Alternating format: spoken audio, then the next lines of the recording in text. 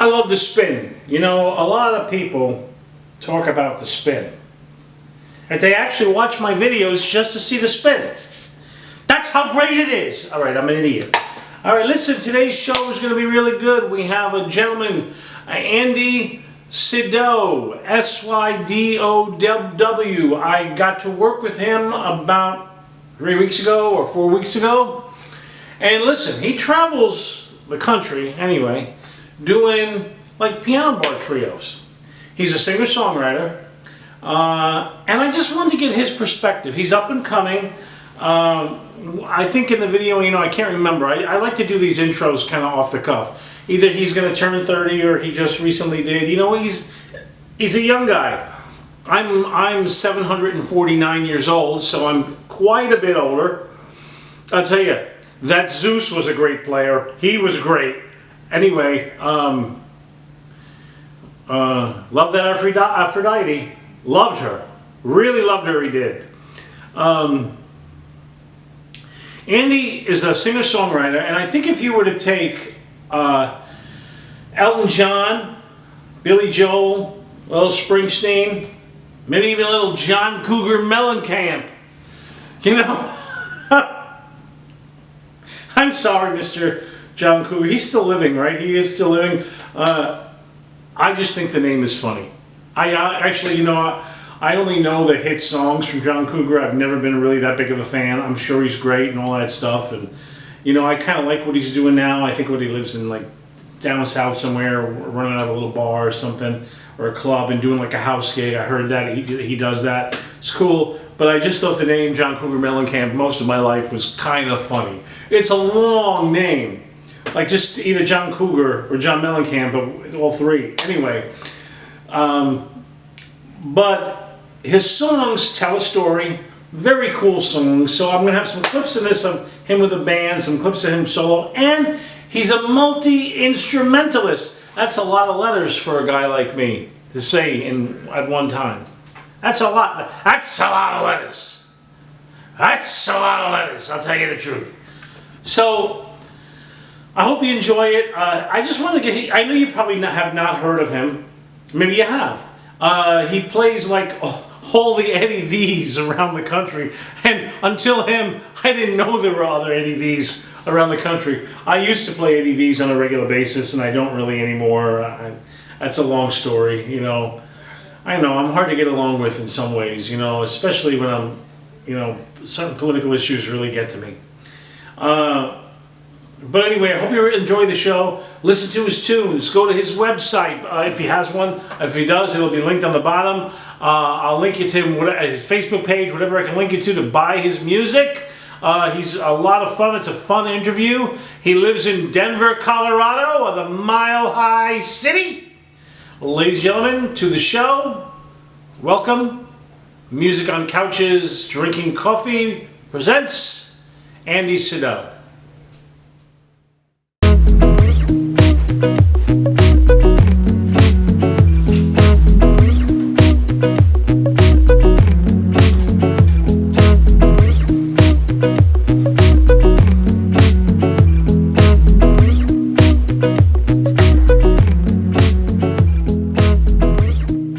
How you doing? Good.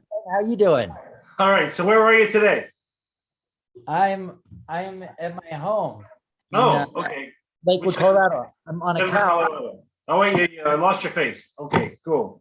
Well, welcome to Musicians on Couches Drinking Coffee. Hazelnut today with my bear mug. My bear mug. I've got my Reds mug as always, and I'm not a coffee drinker. I hope that's okay. So I got some Peach Tranquility tea instead. Peach Tranquility tea. Wow. Yeah. I think that's a first. And this is my producer, Walter Wannabe. Okay. Yeah, he doesn't do anything though. It's terrible. I don't even know why I pay him. But then I don't pay him. He's a stuffed animal, so it's stupid. But my producer is rather expensive. This is Maggie. Oh, all right. Well, you're a step up for mine. Mine was on sale at Kmart, so there you go. Anyway, so today, welcome to Musicians on Couches. We're talking to Andy Sydow, right? Was that the correct way to say the last name? You said it. Yep. maybe the top piano bar guy. Are you doing the world yet, or are you just doing the country? Just here and there around the country, I guess. Okay.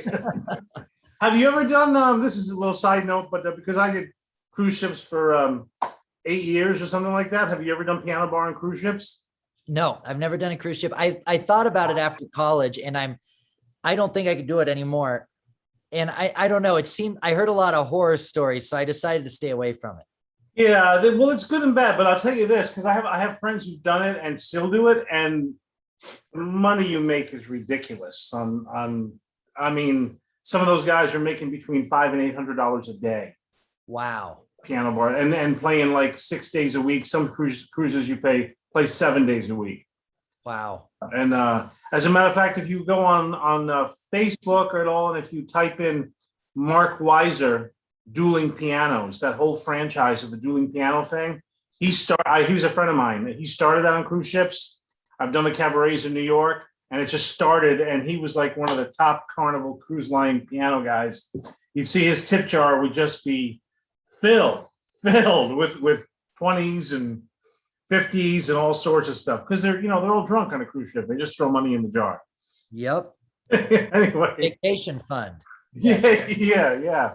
All right, so let's talk a little about you're a multi-instrumentalist, right? Guitar. You play drums too? No, I'm a terrible drummer. I have a drum kit. I'm terrible at it. Okay. Well, I know some people who call themselves pros who may be also terrible at it. So like that. Yeah, right. So how did that start? Did that in your youth? Did you start playing a lot of different things, or did you start with piano and then you branched out? Tell that story a little bit.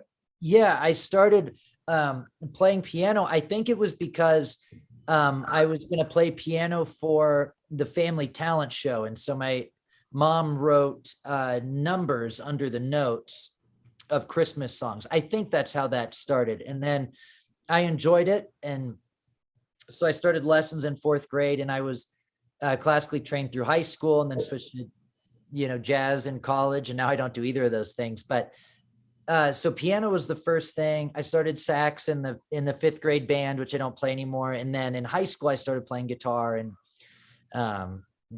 other little odds and ends. So what do you consider yourself, a piano player, a guitar player? Like or do you just consider yourself whatever's needed? Yeah, I mean, when I play with my band, it's probably a little bit more guitar than piano. But I'm more comfortable on the piano than Oh, all right. Well, it seems like you've been doing that the longest anyway. Yes. Since that's the first thing that started.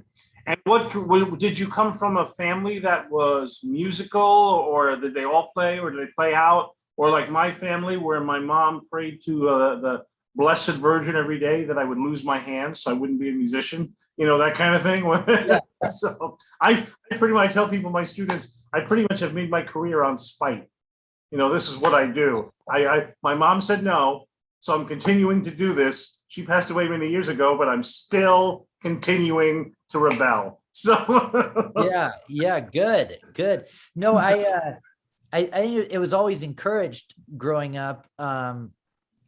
My dad took me to these shows called E-Town on Sunday nights, which is it's at the Boulder Theater in Boulder, and the host would bring all kinds of acts in, and they'd play a set and get interviewed, and it was always amazing. So it sort of just fell in love with live music that way. My dad plays guitar, my mom plays piano, and not professionally, just for fun. And then there's musical people on both sides of the family. I think the only other professional musician is my dad's uncle, right? My great grandfather was he was a musician. He taught at Hillsdale College in Michigan for many years.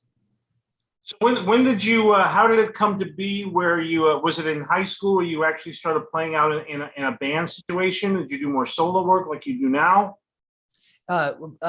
Starting when? Sorry, what was that? Like in high school, was it? When did you really start playing in like a band situation, and you thought, okay, yeah, this is something I could do? Because definitely being a musician is not the most trodden path, right? That's the path. And then once you get into it, you realize, oh, there's sometimes I'm going to be broke. right? That's what you realize. And you see the yin and yang of music, the love and the joy. There's successes, and there's the times where even if you're successful, the bank account does not show that sometimes, the success. Yeah. Yeah. I don't remember if I ever thought about that as a kid. I don't know if it ever even occurred to me, which I suppose is a good thing. I just learned it as I learned it as I went along. But I played in some bands and stuff in high school, just casually. But really, what made me want to go into it was I started writing songs my sophomore, junior year of high school. Probably terrible songs, but I started writing songs and connecting with that, and I found that I really loved the process of writing and then playing my songs for people. I just thought, wow, this is the coolest thing ever. Right. So it was really that made me want to delve into music past high school. And then I was lucky that I'd been playing instruments for a while and had some sort of a grasp on an instrument at that point. And then did you head to college and continue the music thing, or did you what did you do then? Yeah, I went to CU Denver. They have a contemporary music program, and I majored in jazz piano. They now have a songwriting major, but they didn't then. I just took some songwriting classes, and I took guitar major classes, but I majored in piano specifically. All right, that sounds pretty cool, actually. And because most songwriters that I've met are multi-instrumentalists, and they a lot of them, nowadays just sit in front of their computer and write the tracks, and they have a drum machine going. And then they'll finally send me their version of what they're thinking and have me go in the studio and re-record the drum track or something like that. Yep. So one of the things that keeps coming up in your music, as I've gotten a chance to listen to it over the course of the last couple of weeks, is the baseball theme. So the way the story goes, we've heard it all before. But this time it's me and I got nowhere to go. I never throw like I did at 24. But baseball is all and all I know.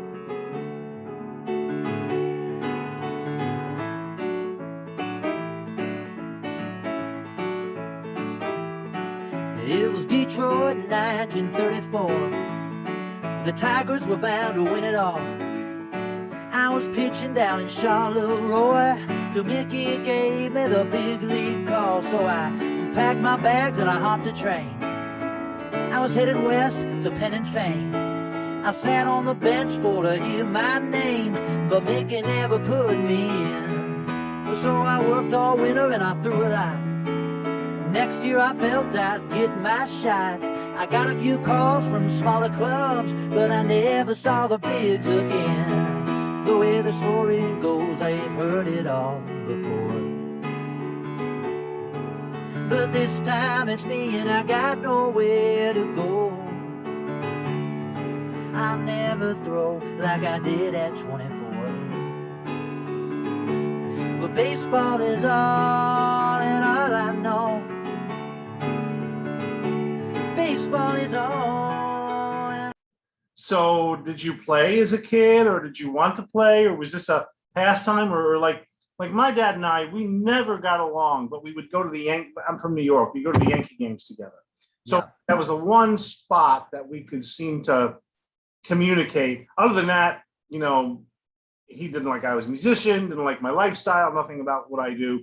He's very much a Republican. I'm very much a Democrat. So there's like nothing happening there. But yeah. So how does the baseball thing come in? Because in your music. That was sort of our family vacations as a kid. That was sort of our trips. Was my dad, the first few years, my dad thought we should do a road trip and go visit some family, and let's add this element of going to a few baseball games, because I played as a kid. My dad was the coach. My little brother played as a kid. And I ended up playing through high school. But, I think somewhere around 7th or 8th grade or 6th grade, I don't know, somewhere in middle school, my dad said, let's pack up the car. We're going to go see some family. We're going to go catch 4 Major League Baseball games. We're going to camp. And he would bring his laptop on the road and do work and stuff too. So we'd just take off for a couple of weeks. And at that time, there was no plans on hitting all the ballparks, but after a few summers of it, we started getting on this mission to, well, we got to hit all the major league ballparks. And then my mom got in on it, and she would come meet us, and we'd do a few ball games. And so I think it took, I don't know, I think it probably took, we skipped a few years, so it took maybe 11 years, 10 years to hit all the stadiums. Wow. So you've been to all the stadiums around the country? I've been to every one. Yes. Wow, that's cool. That's way cool. Yeah. So I mean, I was playing, and I wanted to play all the time. I loved watching. We were watching games at home, the Rockies and the Reds, and then I was a huge baseball card collector as a kid. So just I guess a pastime for me. All right. Because it definitely comes up as a theme in some of your tunes, which is kind of cool, as it does in a lot of actually songwriters you can point to, where there's the baseball thing coming up, including Meatloaf, who made a whole song with Sydow. So way back. Yeah. Talk about a little bit about your influences. I mean, I hear a little bit of Billy Joel, of course, and Springsteen in there, but coming up, who did you listen to and say, yeah, that guy? Yeah, it's funny because whenever I get asked that question, I feel like maybe with the age I am or the music I was exposed to, I like the people that were influenced by the people that everybody knows. So going to the E-Towns a lot as a kid, I was introduced to like Keb Mo and Buddy Guy, North Mississippi All-Stars, Natalie Merchant, Ben Harper, could go on. Yeah.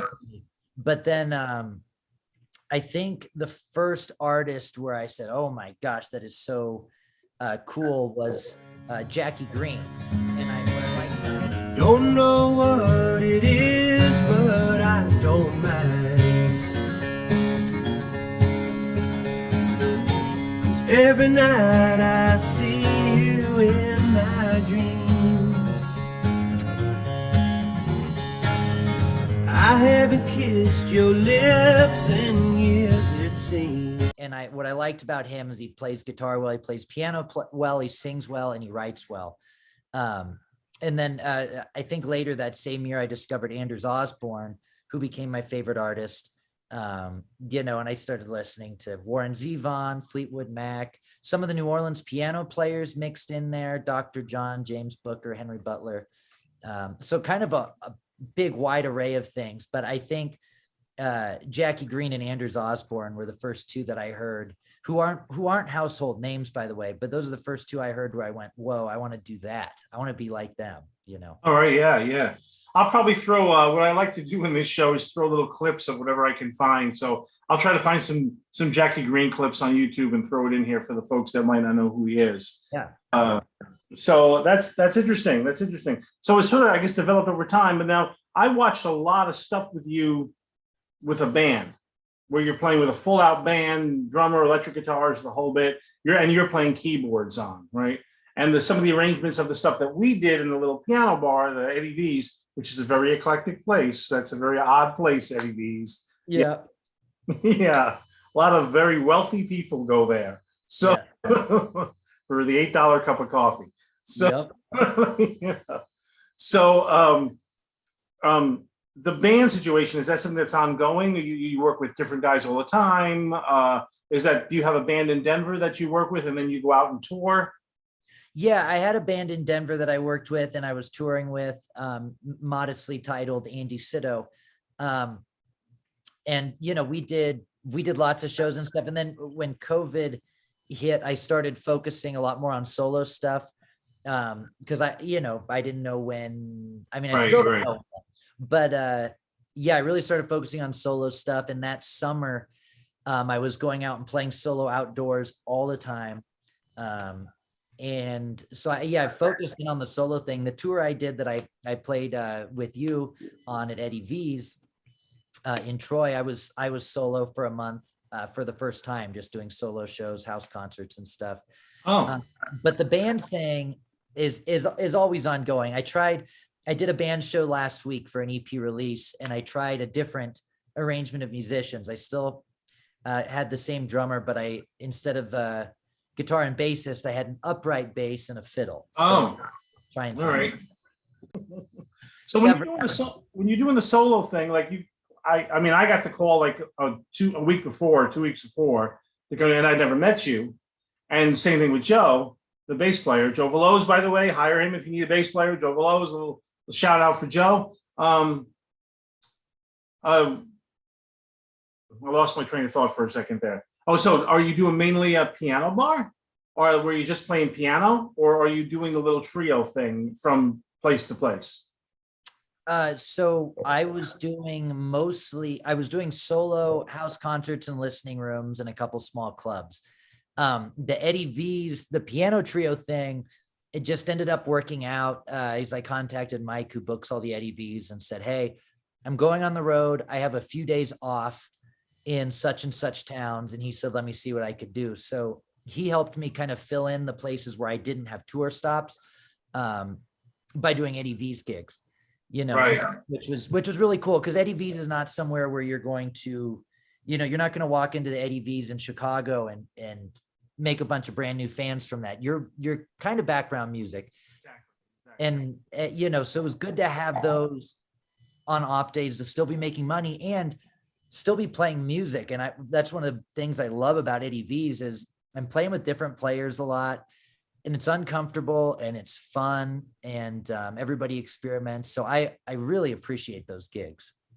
I tell people all the time, my favorite thing to do is to, although, I mean, I always prepare. I showed you my little binder. I prepare for everybody that I get a call from to know what I'm doing when I walk in, so I'm not completely cold. But I love that feeling of when I'm sitting down with a person I've never met, never played their music before. I only have what I think their music should sound like by videos and other things that I've heard. And it's either when I jump off that cliff, either I'm going to fly or I'm going to crash to the ground. Like, I don't know until it happens. And song for song, it could go either way. And sometimes songs are a little bit like this. Oh, all right, he's doing that there. And we find a way. But it's the most fun in the world, I feel, just to blindfolded, just go in and try to make something happen when you've never done that stuff before. And so it's the same thing I'm hearing from you when you're playing with, you never played with me and Joe before, and Joe has a specific style and I have a specific style, and we try to put what we're doing to you, and then we try to, something new kind of comes out that maybe you weren't expecting and I wasn't expecting. And that's kind of a very cool thing. And I think that can go for all of life, actually. Like, if you just try things you never tried before, so you never know. Yeah, completely. It's funny you mentioned that, how you guys had never played with me before and you were kind of molding to my stuff a little bit, but then putting your own spice into it. That's what I love about it so much. Was I think, I don't remember which one of my songs it was. I think it might have been A Better Day. And it's not on an album, but I wrote it last year and we played it. And we started it, and the drum groove you put on it was different than any drummer had put on it. And I've had, 8 drummers have played on it before, right, at different gigs. And then it actually made me play it a little differently. And I don't remember what it was, if it was like a little bit more jazzy or a little bit faster, I don't know. But there was something about it where I was playing my own song a little bit differently than how I'm comfortable doing it. Right. And well, then when I heard it, that's what I heard. I heard this like little I was kind of doing like a smooth jazzy kind of thing under it. And I thought, well, and then in your bridge or the chorus, I rocked it up. And I thought, oh, it's kind of cool if I make it really contrasty, because you had no drums on the tracks I heard on YouTube. So I thought, okay, this is a wide open door. This is hey, Glenn, do whatever the hell you want, because I don't know what's going to work or what's not.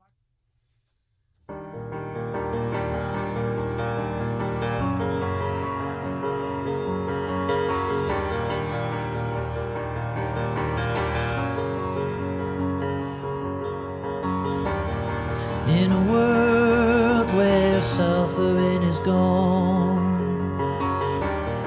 and our virtues are shining through, in a time where everyone belongs, in a better day, in a world where nothing is refused. Because I don't know what's going to work or what's not going to work. And I go, the worst is it doesn't work, and the next time I play with you, I change it. You know. I thought it was great, and then, Even I always tell people I'm a closet Springsteen fan, right? I went to Berklee College of Music, so it was sacrilege to say you were a Springsteen fan. You can only like Miles Davis and John Coltrane. But like Springsteen at Berklee. well, I mean, you could, but any rock stuff was kind of looked down on. But Springsteen's voice and his way of bringing stuff through is so eclectic. When I would see tribute bands, it would always seem that were doing exact copies. It would always seem to fall short to me because that charisma that Springsteen had wasn't present. You know what I mean? And did you see the Broadway thing he did? No, I never saw it. I wanted to. That looked really cool. The first thing he says on the show is, I'm a fraud. I never worked on a car. I don't know how to fix cars. Everything you hear in my songs, I've actually never done. It's always a fantasy. I'm always singing about a fantasy. So that thing that he does where he's just really, truly telling a story, he's doing it in first person, but it's really third person. He's talking about friends of his and he puts it in himself. That's just a really cool thing. I thought that only he can do. A hard thing to do, to sing another person's life like it's your own and make it relatable to all these other people. It's a very interesting. Well, he's worth like $400 million or something like that. And he's had a whole lot of money for a long, long time, but it's cool that he, really tries to relate to the common person, and it's relatable. It is. Yeah. Right. Which is true about you. The stuff I found, I'm a baseball fan. So, and I'm not a sports guy, but the baseball stuff in your tunes, I really kind of dug. I really thought that was cool. There's one song that really is rock and roll, and I thought it really harkened back to, the rock and roll roots. I hear Chuck Berry in it. It was the bus stop tune. Oh, Bus Driver. Yeah.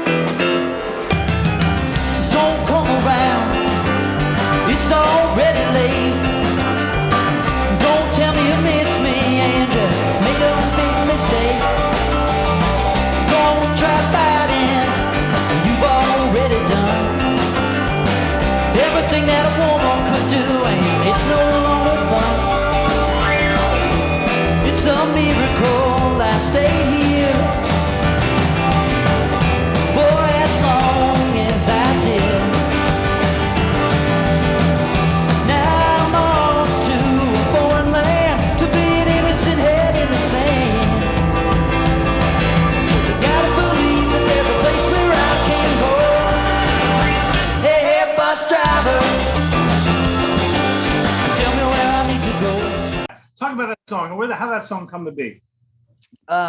So I don't remember a lot about writing it because it's an older tune. What I do remember was the night I wrote it. I had gone to see AJ Croce, who's the son of Jim Croce, at Swallow Hill in Denver here, and he is a phenomenal musician and songwriter. To have to start off by saying he's Jim Croce's son is unfair to him because he's phenomenal, and a much better musician than his father ever was. I mean, he's 50 years old and he's been doing it his whole life, and absolutely rips on the keys. And he opened up his set with a cover of Elton John's, and I thought it was the coolest thing. And I actually hadn't heard that song before. And so I went and looked it up, but I loved AJ's version and found YouTube videos of it. And anyway, that night, hearing him play that song inspired Bus Driver, and I went home and wrote it after the show. Bus driver, tell me where I need to go. California, Tennessee, or the Gulf of Mexico. Hey, bus driver, tell me where I need to be. In a place that's far from you, is it just alright with me?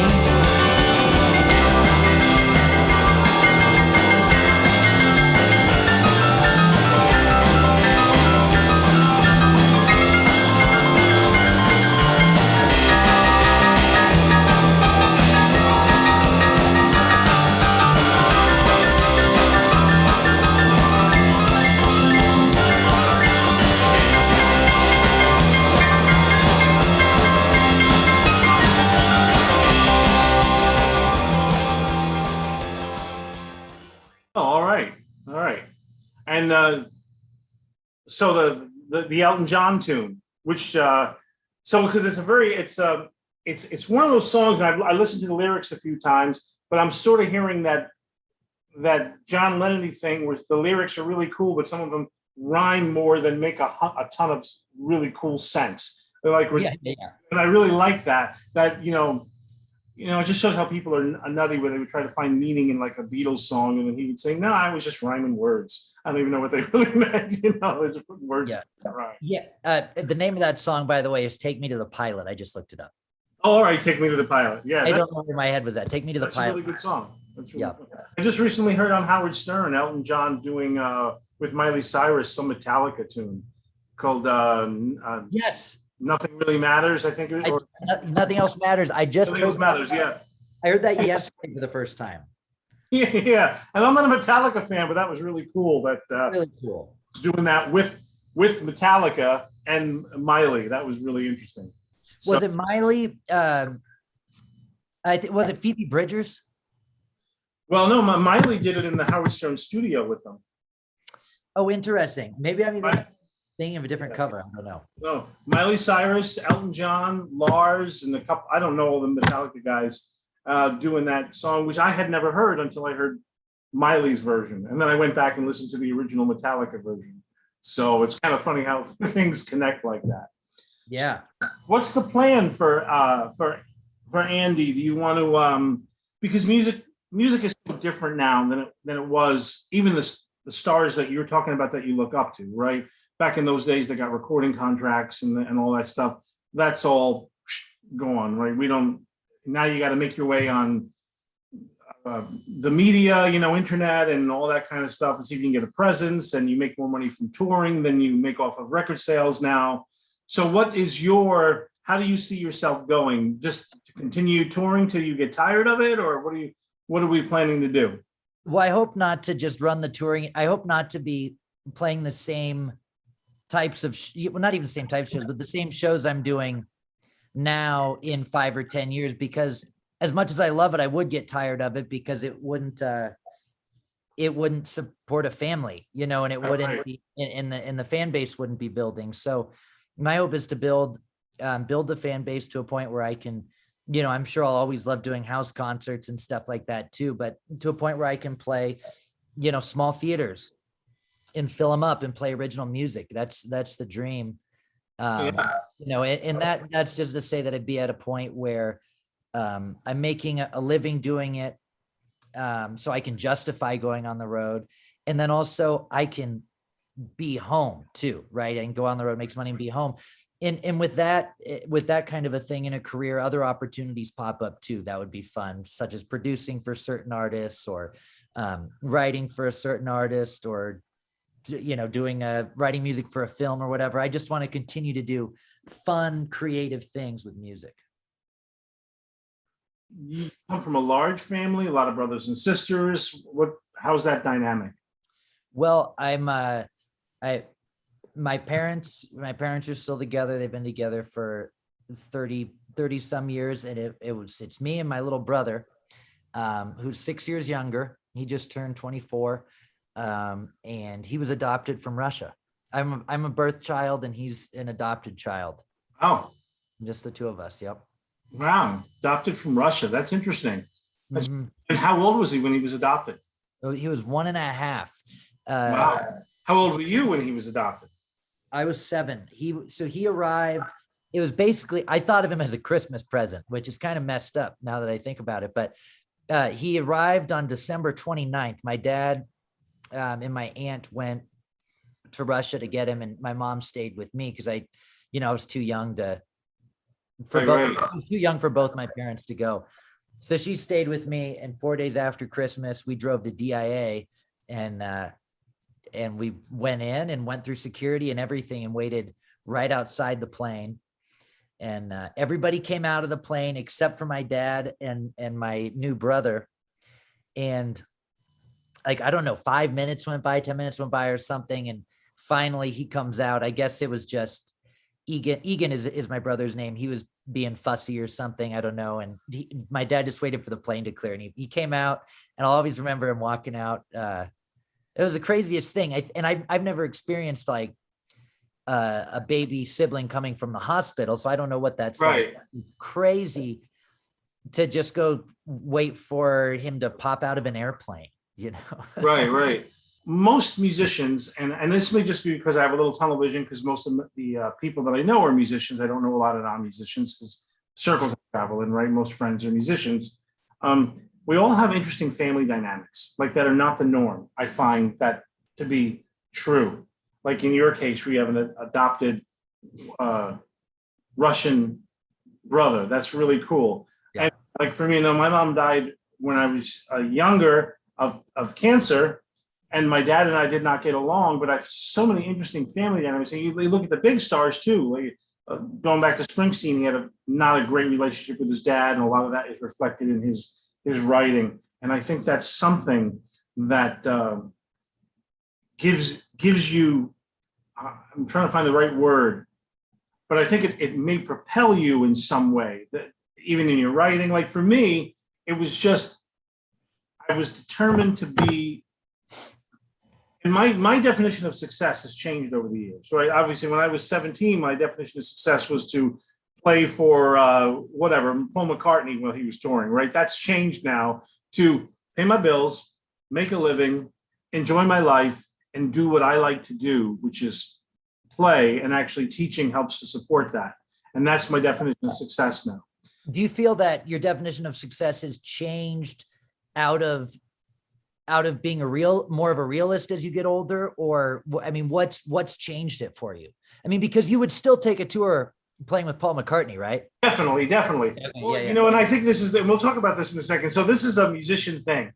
So, you know, I've got to do some really cool shows. I got to play with Dick Wagner and Marshall Crenshaw, and those things have come up in my life. And even in October, I was supposed to play at DTE, which is the big place around here, opening up for Bobby Rush, but he ended up getting sick and we can't do it, right? So those shows still come up. And in the back of your head, there's still that thing, well, now all the people that I emulated when I was a kid, I'm still 30 years younger than them. You know, I'm still, McCartney's like 80. If I ever did do a show with him, I'm still the youngest guy in the band, probably. So it's still a possibility. But realism sets in, and I don't want to. I don't want to go to an office. I don't want to punch a clock. I don't want to listen to anybody tell me to clean my desk. I don't want to anything like that. I like teaching. I like working with the kids, and then I get to play all day. So I'm working on my fundamentals all day. And then the calls come and I do my shows. So like life is on my own terms. So I guess I've changed my definition based on realism. Like, okay, so the luck portion that I cannot control, I can't do anything about that. I may meet the right people and get into a situation where I'm playing with a Springsteen kind of guy or a John Cougar kind of guy, but that may never happen. But can I, with what I control, make a living doing what I love, and not have to a boss or deliver stuff or any of that stuff? Can I live my life? And the answer is, I've done cruise ships. I mean, I do the wedding thing. I've done every kind of gig there is to do, and I have. I'm 59 up to this point, although it's tougher in the pandemic. I have, and that's a good thing. So let's turn that back around to you. How do you see your success if in 10 years from now, like we said, what you'd like to be doing, but if you can continue making a living as opposed to working, what does success mean to you? Would you like to have the wife and the 2.5 kids? I don't know how that half kid eats. I'm not sure which half you're going to get, but yeah. I'm always freaked out by the half a kid. So. Yeah. I don't know anything about halves of kids, but and I imagine, I don't know, goals always change for people, right? Right. But I think so. When I first heard Jackie Green, he's 11 years older than me. So it's funny. The first time I went to see a concert, he was younger than I am now. I was thinking about that the other day, but so I was 17 and he was like 28 or something. And I went and saw him at the Bluebird Theater, which is about a 500 cap room in Denver, and it was mostly full. And I looked at his career and saw that he got to open for BB King when he was 22 and Buddy Guy when he was 24. And he was playing with Phil Lesh and friends at 25. He was getting produced by Steve Berlin of Los Lobos. And I thought, okay, that's got to be my career path. So when I'm 22, I got to be opening for somebody huge. When I'm 24. Right. I thought about it like that. And it was very quantitative, I guess, at that time. And as I've looked back at what I have done and what I have not done, I think if my 17-year-old self watched my 30-year-old self play a show, I think he would say, there's not as many people out there as I was expecting, but he's a way better musician than I ever thought I could be. I think, I think certain things I've exceeded, goals I didn't even think about, but other goals, the quantitative goals are so hard to, so much of it's out of your control. And I'm not saying, well, I don't know. I mean, I'm still working towards that. And I think I always will. Right. Not necessarily in the way of there needs to be 500 ticket sales everywhere in the country, but sort of, I want to get to that point where, I'm on the Fresh Americana playlist on Spotify just every time I put out a single, because I'm in that world. But yeah, so I think my goal in some ways is exactly the same, but in other ways, I think, but I'm also happy. I should say that. I think my goals are very similar, but I'm also happy. I've also very excited with the things I've gotten to do. I've gotten to play some huge venues, open for some big artists, produce some records. I mean, I've gotten to do so much cool shit that that didn't even occur to me to be a goal, right? That just sort of happened. So I'm happy, but I still have the same big goal, I guess, that I had when I was 13 and 15. I'm really happy. I'm happy that you came on and decided to do this. What is your next thing? What's your next show? What's coming up that somebody can come see you if they're living in Denver or wherever you're going to be? Yeah, I'm playing the Dripping Springs Songwriter Festival outside of Austin in 2 weeks. That's the next travel date. I'm doing that, and then a house concert a listening room in Kansas City the next week. Austin, Texas, cool. Yeah, so that's the travel stuff in October. Other than that, I'm playing Eddie's Monday, Thursday, Fridays in Denver all month. Oh, all right. So in Austin, are you doing a pickup band or is it just you?